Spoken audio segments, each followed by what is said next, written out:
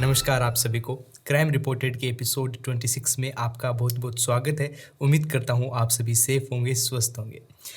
कर्नाटक प्रदेश में एक शहर है, एक इलाका है पुतुर नाम से। पुतुर शहर में रहने वाली एक अनीता नाम की लड़की अचानक से गायब हो जाती है। उसके घर वाले, कुछ पड़ोसी इधर उधर ढूंढते हैं, रिश्तेदारों के यहाँ जाते हैं, दोस्तों के यहाँ जाते हैं, अनीता के दोस्तों के यहाँ जाते हैं, सब जगह खोज करते हैं, लेकिन अनीता कहीं नहीं मिलती। अनीता का कोई पता नहीं। जब लगभग 24 घंटे बीत जाते हैं, 24 घंटों तक अनीता का कोई पता नहीं चलता, तब वो सभी फैसला करते हैं कि वो पुलिस स्टेशन जाकर एक मिसिंग की रिपोर्ट लिखवा देंगे। अनीता के घर वाले, बाकी सभी पड़ोसी, रिश्तेदार इकट्ठा होकर पुलिस स्टेशन पहुंचते हैं।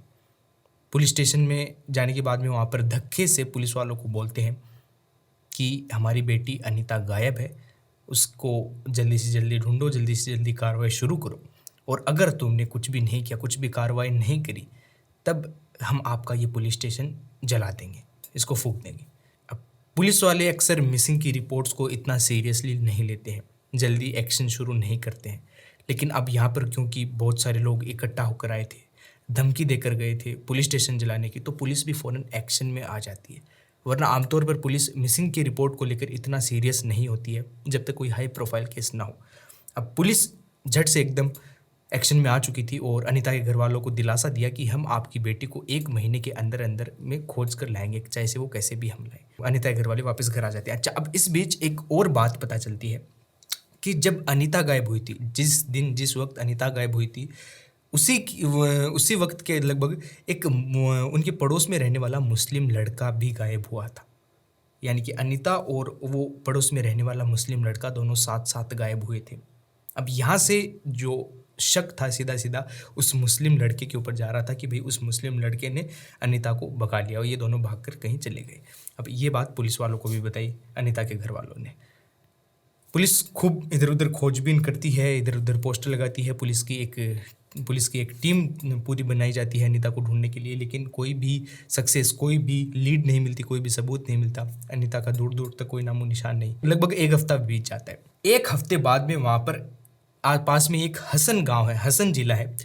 हसन जिले के बस स्टैंड के बाथरूम के अंदर एक लाश मिलती है, एक लड़की की लाश मिलती है। पुलिस की एक दूसरी टीम को ये लाश मिली। जब इस लाश की शिनाख्त की गई, इस लाश के बारे में पता किया गया, तो पता चला कि ये लाश और किसी की नहीं बल्कि अनीता की ही है, जिसको पुलिस पिछले 1 हफ्ते से ढूंढ रही थी। अब पुलिस के सामने सवालों का एक बड़ा पहाड़ सामने आ चुका था। सबसे पहले अनीता को किसने मारा, क्यों मारा, मारकर बाथरूम तक किसने छोड़ा, या फिर बाथरूम में अनीता कैसे पहुंची, और ऐसे भी तमाम तरह के अलग अलग सवाल। पुलिस की जो टीम बनाई थी, पहले आधी टीम थी उस मुस्लिम लड़के के पीछे, आधी टीम थी अनीता के पीछे, लेकिन अब पूरी टीम उस मुस्लिम लड़के के पीछे लग गई थी। उस मुस्लिम लड़के को ढूंढने में पुलिस की पूरी टीम लग चुकी थी और जल्द ही वो मुस्लिम लड़का पुलिस को मिल जाता है, पुलिस के हाथ लग जाता है। अब पुलिस उस लड़के से पूछताछ करती है, तो जब वो पूछताछ करते हैं उस मुस्लिम लड़के से, तब वो मुस्लिम लड़का साफ साफ कह देता है कि मेरा अनीता से कोई भी वास्ता नहीं था, ना ही तो मैंने अनीता को भगाया, ना ही मैंने अनीता को मारा है। पुलिस ने पूछा कि भाई फिर तुम क्यों भागे थे उस दिन जब अनीता भागी थी? तो उसने बताया कि मैं इसलिए भागा था क्योंकि मुझे पता चला था कि जो अनीता के भागने का जो केस है उसमें मेरा नाम सामने आ रहा है। मतलब लोगों को ऐसा लग रहा है, आसपास के लोगों को ऐसा लग रहा है कि अनीता को मैंने भगाया है, तो अगर वो मेरे पास आ गई, वो मेरे घर पर आकर बाद में मुझे मारेंगे पीटेंगे। तो इस डर से मैं, जब अनीता गायब हुई, मैं भी कहीं पर भाग गया। अब वो भागने के कुछ होटल में रह रहा था, ऐसे वैसे कुछ उसने सबूत भी ला कर दिए पुलिस को, और वो सबूत सीधा बयां कर रहे थे कि अनीता को इस लड़के ने अनीता को नहीं भगाया है, दोनों का आपस में कोई कनेक्शन नहीं है। लड़के को छोड़ दिया पुलिस ने, उसने कुछ किया नहीं था, ये साबित कर दिया था उस लड़के ने। अब पुलिस के साथ कुछ भी नहीं, ना ही तो कोई ऐसा शख्स जिसके ऊपर पुलिस को शक हो, ना ही कोई लीड है, ना ही कोई सबूत है, ना ही कोई गवाह है पुलिस के पास। पुलिस करे तो करे क्या?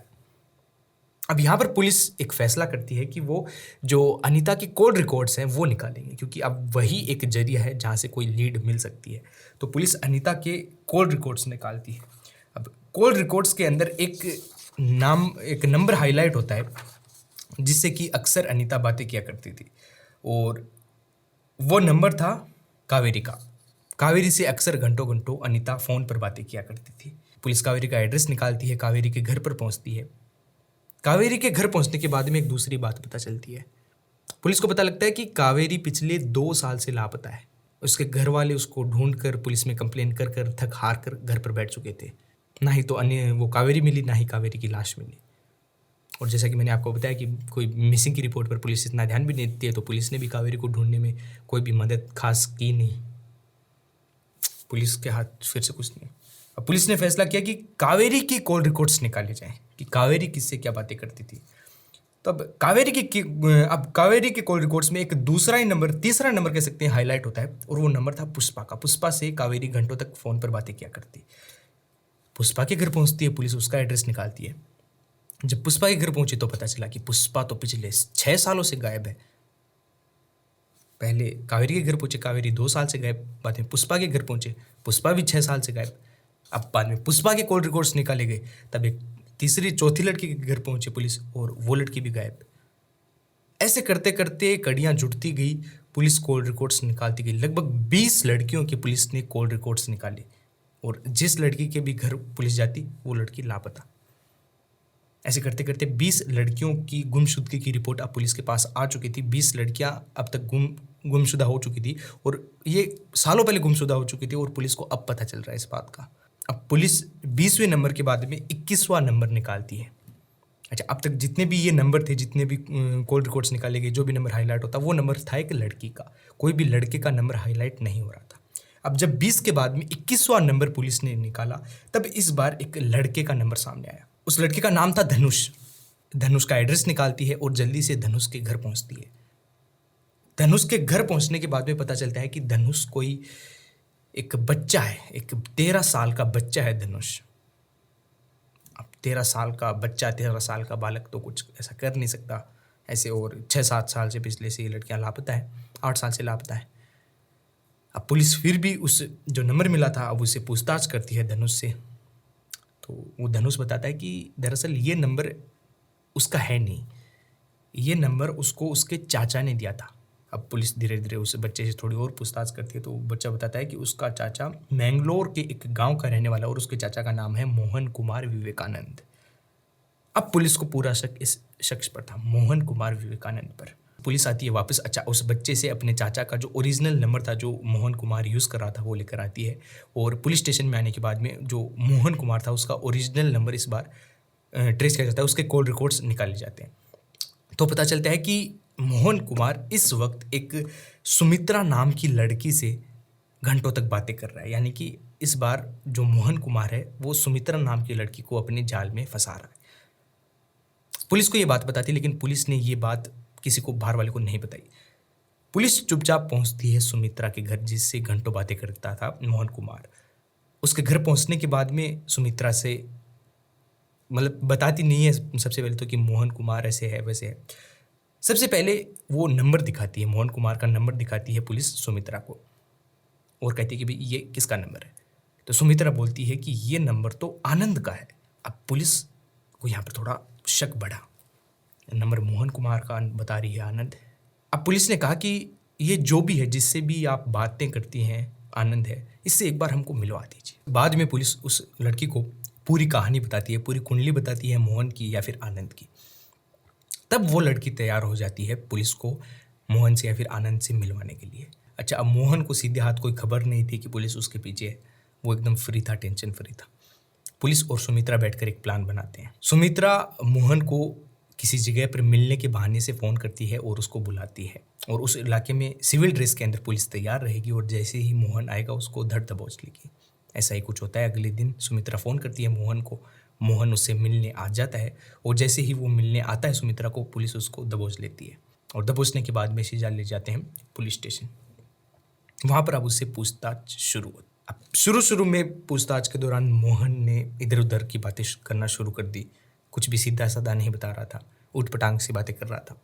अब पुलिस ने बाद में उसको कहा कि देख, अपने हिसाब से कहा कि देख सही बातें बता दे, वरना बाद में बातें निकलवाने का हमारे पास एक दूसरा तरीका भी है जो तेरे को थोड़ा कम पसंद आएगा। मोहन को आइडिया हो गया था कि उसके साथ क्या होना है, तो वो अब ढंग से शुरू से सारी बातें बताना शुरू करता है। तो वो कहता है कि उसका नाम है प्रोफेसर मोहन कुमार विवेकानंद, और वो एक सरकारी स्कूल के अंदर, प्राइमरी स्कूल के अंदर टीचर है। पुलिस ने पूछा कि भई प्रोफ़ेसर तो जो कॉलेजेस होते हैं उनके अंदर होते हैं, तुम सरकारी स्कूल में प्राइमरी स्कूल में प्रोफ़ेसर कैसे हो? तो उसने बताया कि मैं प्रोफ़ेसर हूँ तो नहीं, लेकिन मैं अपने आप को प्रोफ़ेसर मानता हूँ। क्योंकि मेरे को साइंस आती है बहुत अच्छी, इंग्लिश आती है बहुत अच्छी, फ़िज़िकल एजुकेशन आती है बहुत अच्छी, और मैं प्राइमरी की बहुत सारी क्लासेस को अकेला पढ़ाता हूँ, अकेला ही बहुत सारे सब्जेक्ट्स पढ़ाता हूँ। अब अक्सर में प्राइमरी स्कूल्स के अंदर ऐसा होता है कि एक ही टीचर को 3-4 अलग-अलग सब्जेक्ट्स की ज़िम्मेदारी दी जाती है। एक ही टीचर को 3-4 अलग-अलग क्लासेस अटेंड करनी पड़ती हैं। तो ऐसा चलता है प्राइमरी स्कूल में, बहुत सारे अलग-अलग स्टेट्स में भी होता है। तो इसीलिए उसका नाम था प्रोफ़ेसर। अब उसने, अच्छा अब ये तो बात होगी प्रोफ़ेसर क्यों है? अब उसने शुरू से पूरी कहानी बतानी शुरू की। तो उसने बताया कि ये बात है करीब 2002 की। 2002 में वो अपनी सरकारी स्कूल में टीचर था, शादीशुदा था और सब कुछ ठीक-ठाक चल रहा था। 2002 में उसको एक लड़की दिखाई देती है, एक महिला दिखाई देती है, और उसको उस महिला से एक तरफ़ा प्यार हो जाता है, पहला प्यार हो जाता है, पहली नज़र में उसको प्यार हो जाता है। वो कुछ दिन तो उस लड़की का पीछा करता है। कुछ दिनों बाद में वो उस लड़की को सीधा जाकर एक तरह से प्रपोज़ कर देता है। लेकिन वो लड़की सीधे हाथ मना कर देती है। वो कहती है कि अगर आज तो ठीक है, लेकिन अगर फिर से तुमने मेरे को परेशान किया, फिर से तुमने मेरा पीछा किया, तो मैं पुलिस में आपकी कंप्लेंट करती हूँ। उसको मना कर देती है। उस मोहन को बहुत गुस्सा आता है और एक डर भी था कि कहीं पुलिस में ना चली जाए। लेकिन मोहन फिर भी रुकता नहीं है। मोहन दूसरी बार उसका पीछा करता है, दूसरी बार उसको पूछता है, तीसरी बार करता है, चौथी बार करता है। मोहन उसका पीछा पर पीछे किया जा रहा था, उसको बार-बार पूछ रहा था, लेकिन वो लड़की भी बार-बार उसको मना कर रही थी। अच्छा, अब 2002 की ये बात है। एक दिन वो लड़की नहर समझते हैं आप, नहर के किनारे-किनारे कहीं जा रही थी पैदल-पैदल। मोहन को वो लड़की दिखाई दी। मोहन उस लड़की के पास जाता है। उस लड़की से एक बार फिर से पूछता है कि क्या तुम मुझसे प्यार करती हो? क्या तुम मुझसे शादी करोगी? वो लड़की हर बार की तरह मना कर देती है। जैसे ही वो लड़की मना करती है, मोहन उस लड़की को नहर में धक्का दे देता है। नहर का पानी बहुत तेज़ था और वो लड़की नहर के अंदर बह जाती है। मोहन कुमार यहाँ पर उसको मार कर अंदर से संतुष्ट समझ रहा था, संतुष्ट हो गया था उसको मार कर कि वो भाई मेरी नहीं हो तो किसी की भी नहीं होगी। ऐसा कुछ फ़िल्मी सीन। मोहन ऐसा सोचता है कि पानी का बहाव बहुत तेज़ था और अब तक वो मर चुकी होगी, और वो संतुष्ट होकर अपने आप बेफ़िक्र होकर अपने घर चले जाता है। लेकिन कहते हैं ना कि जाको राखे साइयाँ मार सके ना कोई। ऐसा बहुत बार होता है और इस बार भी हुआ। वो लड़की जिसको तेज़ बहाव की नहर में मोहन कुमार ने धक्का दिया था, वो लड़की ज़िंदा बाहर निकलती है और बाहर आने के बाद में वो सीधा जाती है पुलिस स्टेशन। पुलिस स्टेशन में मोहन के खिलाफ रिपोर्ट लिखवाती है कि मोहन मेरे को बार-बार छेड़ता, बार-बार मेरे को शादी के लिए पूछता, और एक दिन तो इसने मुझे जान से मारने की कोशिश की, आज ही उसने मुझे नहर के अंदर धक्का दे दिया। पुलिस को जब ये पूरी बात पता चलती है, पुलिस एफआईआर लिखती है और तुरंत मोहन को उठा लेती है। मोहन को बाद में कोर्ट में पेश किया जाता है। कोर्ट में थोड़े दिन मुकदमा चलता है। लेकिन अब क्योंकि वहाँ पर कोई भी चश्मदीद नहीं था जिसने ऐसा होते हुए देखा, और पुलिस के इन्वेस्टिगेशन में और कोई दूसरा ऐसा सबूत, कोई भी गवाह नहीं मिला, तो इसके चलते मोहन को कोर्ट ने बाइज्जत बरी कर दिया। लेकिन इस केस को होते-होते 2 साल लग चुके थे, यानी कि 2 साल तक ये केस चला। लेकिन 2 साल बाद भी वो बाइज्जत बरी तो हो चुका था कोर्ट से, लेकिन उसकी सरकारी नौकरी जा चुकी थी। उसको टर्मिनेट कर दिया था सरकारी नौकरी से। अब वो कोई सरकारी टीचर नहीं था। अब यहाँ पर उसको बड़ा झटका लगा। अच्छी खासी उसकी नौकरी छूट गई। वो एक तरह से एक सदमे में आ गया, या फिर कह सकते हैं एक सीरियल किलर का उसने रूप ले लिया था जब उसको पता चला कि उसकी नौकरी जा चुकी है। मोहन की ऑलरेडी शादी हुई थी। वो अपनी पहली पत्नी को तलाक देता है और एक दूसरी लड़की से जाकर वो शादी कर लेता है। अब दूसरी लड़की से शादी करने के बाद में एक तीसरी लड़की से शादी कर लेता है। 2 शादियाँ कर लेता है। दोनों पत्नियों को नहीं पता कि इसकी 2 शादी हुई हैं, दोनों को अलग-अलग रखता। अच्छा, अब इसी दौरान मोहन अपने एक दोस्त के पास जाता है। उसकी दोस्ती इतनी भी गहरी नहीं थी, ठीक-ठाक दोस्ती थी। उस दोस्त के पास जाता है। अब वो दोस्त सुनार का काम करता था, सुनार की दुकान में काम करता था, और सलीम नाम था उस दोस्त का। सलीम के पास जाता है, थोड़ी देर उठता है, बैठता है, इधर-उधर की वो बातें करते हैं।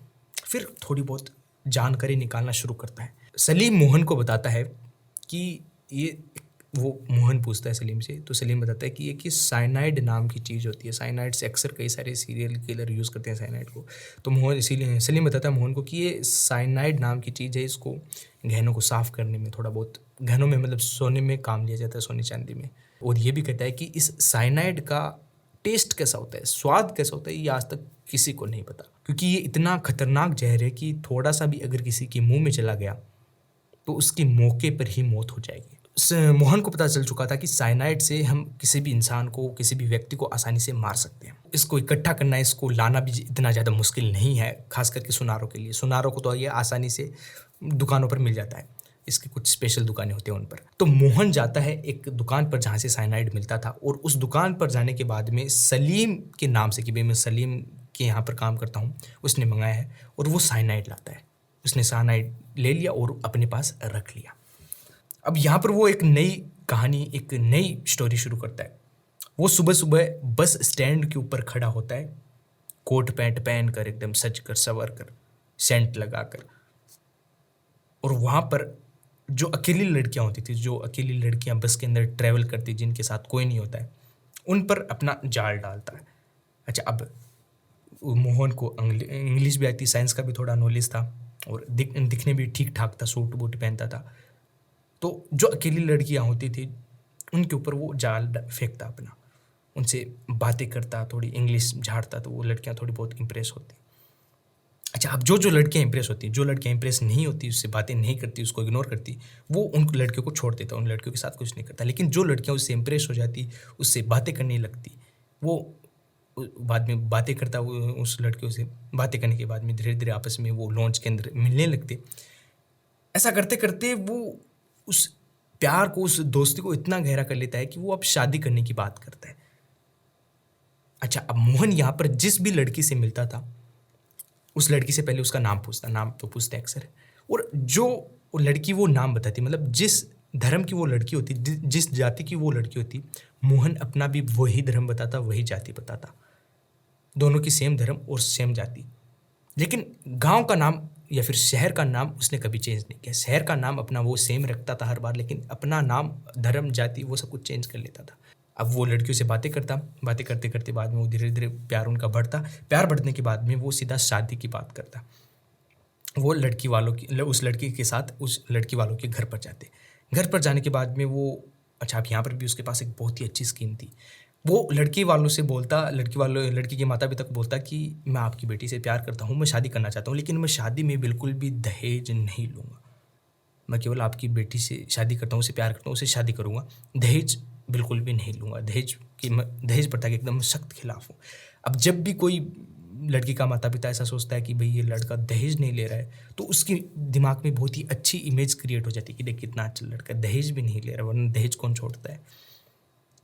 अब ऐसा देखकर वो, उसके माता पिता थोड़े फिसल जाते और उस लड़की की, उस मोहन के साथ शादी कर देते।